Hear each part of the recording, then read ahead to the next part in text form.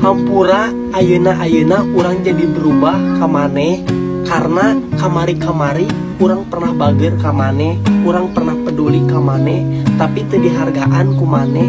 Tong boro jelema anu boga akal jeung pikiran, anjing wae ge lamun dinyerikeun mah ngegel. Gusti, andaikan hirup ieu teh siga film-film Indosiar, lamun geus dihina ku tatangga teh endingna sok langsung beunghar.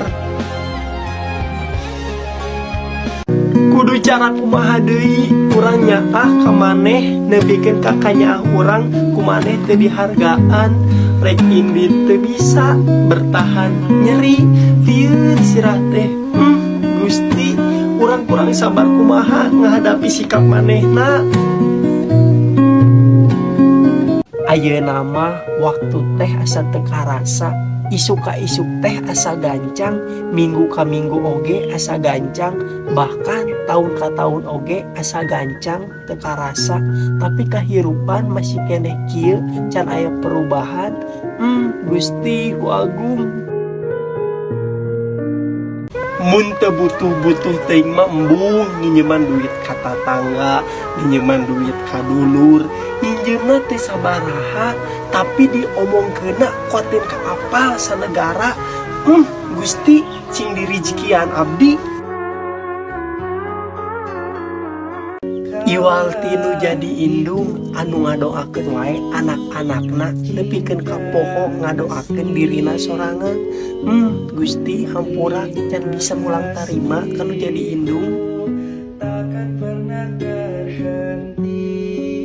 Hampura Gusti, abdi datang menta ka Allah teh lamun keur susah hungkul, lamun aya pangabutuhna hungkul, kadang mah lamun geus senang, lamun geus kacumponan, sok poho ka Gusti Allah teh.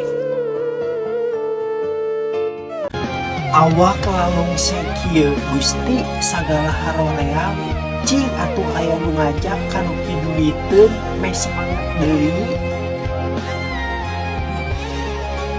Cali payuneun teras bumi, tong hilap kopi sareng rokok, suruput kopina, kenyot rokona, teras bari ngalamun mikiran kahirupan.